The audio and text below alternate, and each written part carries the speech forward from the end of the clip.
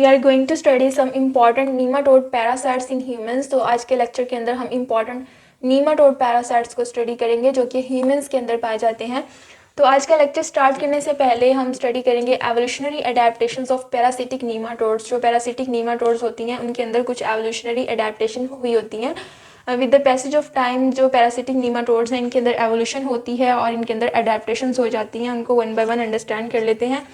Number 1 है they have high reproductive potentials. जो parasitic nematodes होते हैं इनके अंदर रिप्रोड्यूस करने की पोटेंशियल बहुत ज़्यादा होती है, तो ये बहुत ज़्यादा रिप्रोड्यूस कर सकते हैं। सेकंड है their life cycle increase the chances of transmission from one host to another.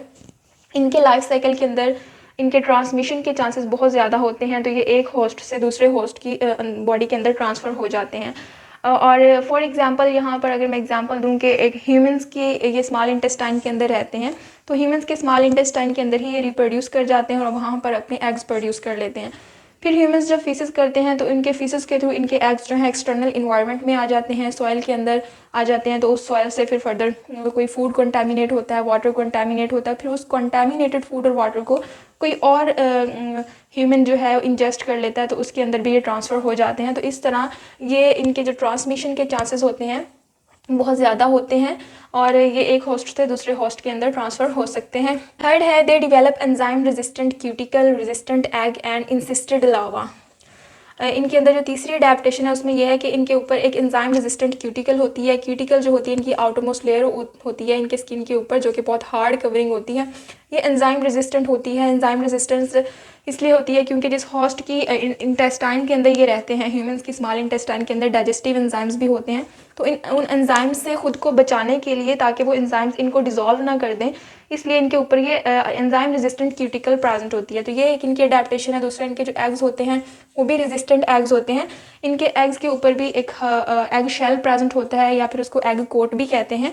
वो जो एग शेल होता है डिफरेंट इन्वायरमेंटल कंडीशन से बचाने के लिए एग्स के ऊपर प्रेजेंट होता है। जब एग्स एक्सटर्नल इन्वायरमेंट में मूव कर जाते हैं तो उस कंडीशन के अंदर एग्स को एनवायरमेंटल कंडीशन से बचाने के लिए एग के ऊपर एग शेल प्रेजेंट होता है। इसके अलावा इनका जो लार्वा होता है वो भी एंसिस्टेड लार्वा होता है।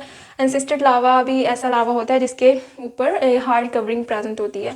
नंबर 4 है only one host is involve in the life cycle of nematodes. Nematodes के लाइफ साइकिल के अंदर एक ही होस्ट होता है। ये एक ही होस्ट की बॉडी के अंदर रहकर अपना पूरा लाइफ साइकिल कंप्लीट कर लेते हैं और इनका होस्ट जो होता है वो स्पेशली ह्यूमंस ही होते हैं और ह्यूमन के अंदर ही ये अपना पूरा लाइफ साइकिल कंप्लीट करते हैं।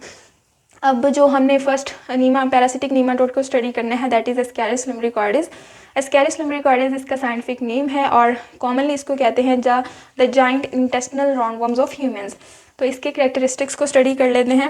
Approximately 800 million peoples are infected by Ascaris throughout the world. 800 million peoples जो है इससे इन्फेक्टेड हो चुके हैं throughout the world. Next है Ascaris lives in the small intestine of humans. मैंने बताया कि जो एस्कैरिस लुम्ब्रिकॉर्डिस हैं ये ह्यूमंस की स्मॉल इंटेस्टाइन के अंदर रहते हैं। Ascaris lives in the next है they produce large number of eggs, और ये एक large number of eggs produce करते हैं, यानी कि बहुत सारे एग्स ये प्रोड्यूस कर लेते हैं। उनकी स्मॉल इंटेस्टाइन के अंदर ही मेल और फीमेल वॉर्म्स आपस में मीटिंग करते हैं और बहुत सारे एग्स प्रोड्यूस कर लेते हैं। These eggs pass out with faeces. फिर ये एग्स जो होते हैं ह्यूमंस की फीसिस के थ्रू ही उनकी बॉडी से बाहर आ जाते हैं एक्सटर्नल इन्वायरमेंट के अंदर। नेक्स्ट है a first stage lava develops rapidly in the egg. जब एग एक्सटर्नल इन्वायरमेंट में आ जाते हैं फीसिस के साथ सॉइल के ऊपर आ जाते हैं, तो उस वक्त जो एग होता है इसके अंदर लार्वा डिवेलप होना स्टार्ट हो जाता है। ठीक है, कुछ एग्स फर्टिलाइज्ड होते हैं, कुछ एग्स अनफर्टिलाइज्ड होते हैं। जो फर्टिलाइज्ड एग होते हैं वो फर्दर प्रोसीड करते हैं और फर्टिलाइज्ड एग के अंदर क्या होता है, फर्स्ट स्टेज लार्वा की डेवलपमेंट स्टार्ट हो जाती है। उसके बाद it moults and form second stage larva. उसके बाद लावा जो है वो मोल्टिंग करता है और अपनी सेकंड स्टेज लावा में कन्वर्ट हो जाता है। मोल्टिंग करने के जो प्रोसेस होता है इसके अंदर ये अपनी ओल्ड क्यूटिकल को शेड करते हैं और उसकी जगह न्यू क्यूटिकल की फॉर्मेशन होती है और इस दौरान इनकी ग्रोथ भी होती है। तो इस तरह ये मोल्टिंग करते हैं और सेकंड लार्वा स्टेज में कन्वर्ट हो जाते हैं। और जो सेकंड लार्वा स्टेज होती है इनकी इन्फेक्टिव स्टेज होती है, जिसने ह्यूमंस की बॉडी के अंदर जाकर इन्फेक्शन कॉज करना होता है। तो इस तरह जब तक ये एक्सटर्नल इन्वायरमेंट में होते हैं ये अपनी सेकंड स्टेज लार्वा में कन्वर्ट हो चुके होते हैं, अपनी इन्फेक्टिव स्टेज में कन्वर्ट हो चुके होते हैं और इनके अंदर एम्ब्रॉय की फॉर्मेशन भी स्टार्ट हो जाती है। नेक्स्ट पॉइंट है ह्यूमंस में ingest embryonated egg. Embryonated eggs का मतलब वही कि जो इन्फेक्टिव एग्स होते हैं जिनके अंदर एम्ब्रॉय की फॉर्मेशन स्टार्ट हो चुकी है। तो ह्यूमंस ऐसे एग्स को कंटामिनेटेड फूड और कंटामिनेटेड वाटर के थ्रू इंजेस्ट कर लेते हैं। फिर ये एग्स उनकी स्मॉल इंटेस्टाइन के अंदर चले जाते हैं they are hatched in the intestine, और इंटेस्टाइन के अंदर जाने के बाद एग्स हैच कर जाते हैं और इनके अंदर जो लार्वा होता है वो एग से बाहर निकल आता है, ठीक है। एग का जो शेल होता है वो टूटता है और लार्वा से बाहर निकल आता है। देन है blood carry the larva penetrates in the intestinal wall, और फिर जो स्मॉल इंटेस्टाइन होती है उसकी जो इंटेस्टिनल वॉल होती है, लार्वा जो है उसकी इंटेस्टिनल वॉल के अंदर पेनिट्रेट करता है और उसकी इंटेस्टिनल वॉल के अंदर जो ब्लड वेजल्स होती हैं उनके थ्रू वो ब्लड में चला जाता है। और अब जो लार्वा है वो ब्लड के अंदर पहुंच चुका है। Then blood carries it to the lungs, और फिर ये ब्लड जो है लार्वा को लंग्स के अंदर ले जाता है। They moult twice in the lungs and move up into the trachea and are swallowed. फिर जब लार्वा लंग्स में चला जाता है तो लंग्स के अंदर जाकर 2 दफ़ा मोल्टिंग करता है ये लार्वा, ठीक है। ये लार्वा 2 टाइम्स मोल्टिंग करता है और इस दौरान इसकी ग्रोथ होती है, ठीक है। And move up into the trachea, और लंग्स के बाद वो ट्रैकिया में आता है, जो कि इधर एसोफेगस में ट्रैकिया होता है। ट्रैकिया के बाद फेरिंग्स में जाता है और उससे दोबारा से वो हमारे जो है इंटेस्टाइन में चला जाता है। फिर से उसको स्वेलो कर लिया जाता है अपने अंदर, और ह्यूमंस दोबारा से उसको स्वेलो करके अपनी स्मॉल इंटेस्टाइन के अंदर ले जाते हैं। The worms become sexually mature in the intestine. यहाँ पर फिर जब वो अपनी स्मॉल इंटेस्टाइन के अंदर दोबारा से चले जाते हैं ह्यूमंस की स्मॉल इंटेस्टाइन के अंदर, तो यहाँ जाकर ये फिर से मोल्टिंग करते हैं और ये इनकी 4th मोल्टिंग होती है। अपने लाइफ साइकिल के अंदर ये 4 दफ़ा मोल्टिंग करते हैं। एक इन्होंने इधर की थी 2nd स्टेज के अंदर, फिर इन्होंने लंग्स के अंदर 2 दफ़ा मोल्टिंग की। अब यहाँ पर ये जब अपनी इंटेस्टाइन के अंदर दोबारा से जाएंगे तो फिर से ये मोल्टिंग करेंगे और एडल्ट्स के अंदर कन्वर्ट हो जाएंगे, ठीक है, और सेक्शुअली मेच्योर भी हो जाएंगे। फिर जब ये सेक्शुअली मेच्योर भी हो जाएंगे तो मेल और फीमेल वॉर्म्स जो होते हैं वो एक दूसरे के साथ मेटिंग करते हैं। It mates and begins egg production, और मेटिंग करके बहुत सारे एग्स जो हैं वो प्रोड्यूस कर लेते हैं। इस तरह होता है इनका लाइफ साइकिल। तो यहाँ पर मैंने बनाई है डायग्राम भी बनाई है लाइफ साइकिल की, इसको भी डायग्राम से भी देख लेते हैं, ठीक है। तो यहाँ पर अंडरस्टैंड करते हैं। सबसे पहले है life cycle of Ascaris lumbricoides. Ascaris lumbricoides के लाइफ साइकिल के अंदर हम देख सकते हैं कि सबसे पहले यहाँ पर एग्स इन फीसिस, एग्स जो है वो फीसिस के अंदर प्रेजेंट है। मैंने बताया कि ह्यूमंस के स्मॉल इंटेस्टाइन से ना एग्स जो होते हैं वो उनके फीसिस के थ्रू सॉइल के अंदर या फिर एक्सटर्नल इन्वायरमेंट के अंदर आ जाते हैं। तो एग्स यहाँ पर आ चुके हैं फीसिस के अंदर, सॉइल के अंदर। अब एग्स जो यहाँ पर प्रेजेंट, इनमें कुछ अनफर्टिलाइज्ड एग भी होंगे, कुछ फर्टिलाइज्ड एग भी होंगे। जो अनफर्टिलाइज्ड होंगे वो तो प्रोसीड ही नहीं करेंगे, और जो फर्टिलाइज्ड एग होंगे वो फर्दर प्रोसीड करेंगे। और फर्टिलाइज्ड एग के अंदर पहले वो अपने फर्स्ट लार्वा में स्टेज के अंदर कन्वर्ट हो जाते हैं, फिर जो है उनके अंदर फर्स्ट मोल्टिंग होती है। तो यहाँ पर फर्स्ट मोल्टिंग होगी, और फर्स्ट मोल्टिंग जब होगा, फर्स्ट मोल्ट होगा, तो लार्वा अपनी 2nd स्टेज लार्वा में कन्वर्ट हो जाए। एग्स जो है वो अपनी 2nd स्टेज लार्वा में कन्वर्ट हो जाएगा। एग के अंदर 2nd स्टेज लार्वा बन जाएगा, और उसके अंदर जो है 2nd स्टेज जो होती है ये इन्फेक्टिव लार्वा होता है, जो कि ह्यूमंस के अंदर जाकर इन्फेक्शन कॉज करेगा और इसके अंदर एम्ब्रॉय की फॉर्मेशन स्टार्ट हो जाती है, इसलिए इसको एम्ब्रोनेटेड एग्स भी कहते हैं।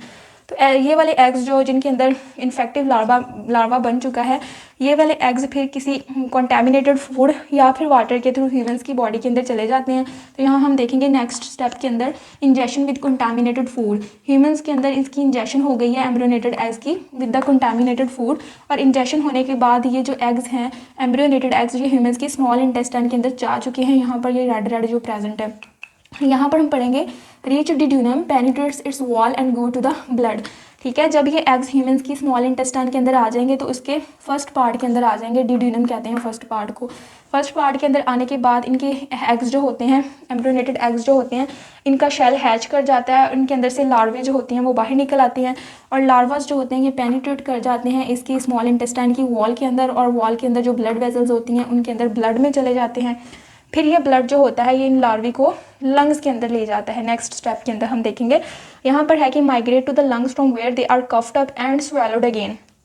फिर ये लार्वीज लंग के अंदर चली जाएंगी, और यहाँ पर ये स्मॉल इंटेस्टाइन से डायरेक्टली लंग्स में नहीं जाते। ये ब्लड जो होता है पहले इनको डिफरेंट ऑर्गन से गुजर कर इनको लंग्स तक पहुँचना पड़ता है। ये ब्लड वेसल्स जो होती हैं ये पहले लीवर के साथ कनेक्टेड होती हैं, तो ब्लड जो होता है पहले लीवर में जाता है, लीवर के बाद ये ब्लड हार्ट में जाता है, और हार्ट के राइट चैम्बर्स जो होते हैं राइट एट्रियम में जाता है, ठीक है। फिर राइट वाले जो चैम्बर्स होते हैं उसमें जाता है, ठीक है, ब्लड, क्योंकि उसके अंदर डीऑक्सीजनेटेड ब्लड जाता है जो कि गंदा खून होता है। तो हमने यहाँ से जो स्मॉल इंटेस्टाइन में डीऑक्सीजनेटेड ब्लड था ना वही लिया। तो ब्लड जो है स्मॉल इंटेस्टाइन से लीवर में गया, लीवर से हार्ट में गया, हार्ट के राइट चैम्बर से हार्ट जो होता है ब्लड को भेज देता है लंग्स के अंदर। तो इस तरह डिफरेंट स्टेजेस से यहाँ से गुजरकर जो ब्लड होता है लंग्स के अंदर आ जाता है और इसी ब्लड के अंदर ये लार्वेज प्रेजेंट होती हैं। ठीक है, ये लार्वेज जो हैं अब ये देखिए रेड रेड लार्वेज जो हैं ये लंग्स के अंदर आ गई हैं और लंग्स के अंदर आने के बाद ये लंग्स से इधर ट्रैकिया में चली जाती हैं, ट्रैकिया के बाद ये फेरिंग्स में जाती हैं और फेरिंग्स से फिर इनको स्वेलोड कर लिया जाता है, दोबारा से ये स्मॉल इंटेस्टाइन के अंदर आ जाती हैं। तो यहाँ पर नेक्स्ट स्टेज के अंदर हम देख सकते हैं कि final development in the small intestine. ठीक है, फाइनल डेवलपमेंट यहाँ होगी। तो मैंने यहाँ पर हमने ये भी पढ़ा था कि लंग्स के अंदर क्या होती है, सेकंड और थर्ड मोल्टिंग जो होती है वो लंग्स के अंदर होती है। यहाँ पर जो लार्वी हैं वो 2 दफ़ा मोल्टिंग करती हैं, इनकी ग्रोथ जो होती है लंग्स के अंदर होती है, 2 बार मोल्टिंग करती हैं। उसके बाद जो फाइनल डेवलपमेंट होती है इनकी वो स्मॉल इंटेस्टाइन के अंदर होती है, फिर से ये स्वेलो कर लिए जाते हैं, स्मॉल इंटेस्टाइन के अंदर आ गए ये सारे लार्वीज। यहाँ पर इनकी फाइनल डेवलपमेंट होगी तो यहाँ पर ये 4th मोल्टिंग करेंगे। ठीक है, 4th मोल्टिंग करेंगे और उसके साथ इनकी जो है 4th मोल्टिंग करने के बाद ये अपनी एडल्ट फॉर्म में कन्वर्ट हो जाएंगे। यहाँ से मैंने एक लार्वी निकाल के दिखाई है, एडल्ट फीमेल वॉर्म बन गई है और दूसरी एडल्ट मेल वॉर्म बन गई है। तो इस तरह का स्ट्रक्चर जो अब यहाँ पर बन गया है, इनके अंदर जो लार्वीज हैं वो सारी एडल्ट में कन्वर्ट हो चुकी हैं। इन लार्वीज के अंदर कुछ एडल्ट फीमेल वॉर्म्स होंगी, कुछ एडल्ट मेल वॉर्म्स होंगी। फिर ये मेल और फीमेल्स जो होती हैं ये एक दूसरे के साथ मेटिंग करती हैं, फिर से ये एक दूसरे के साथ मेटिंग करती हैं। मेटिंग करने के बाद ये large number of eggs produce कर लेती हैं और फिर ये इनके जो एग्स होते हैं फिर से ह्यूमंस के फीसेस के थ्रू एक्सटर्नल इन्वायरमेंट के अंदर आ जाते हैं। तो इस तरह ये अपना पूरा लाइफ साइकिल कंप्लीट करते हैं स्कैरस लम्ब्रिकॉर्डिस। और इस दौरान इनके लाइफ साइकिल के अंदर ये 4 दफ़ा मोल्टिंग करते हैं। फर्स्ट इधर हुई है, सेकंड और थर्ड लंग्स में हुई है और 4th जो है इनकी फाइनल स्मॉल इंटेस्टाइन के अंदर हुई है। तो ये था आज का हमारा topic, life cycle of Ascaris लम्ब्रिकॉर्डिस।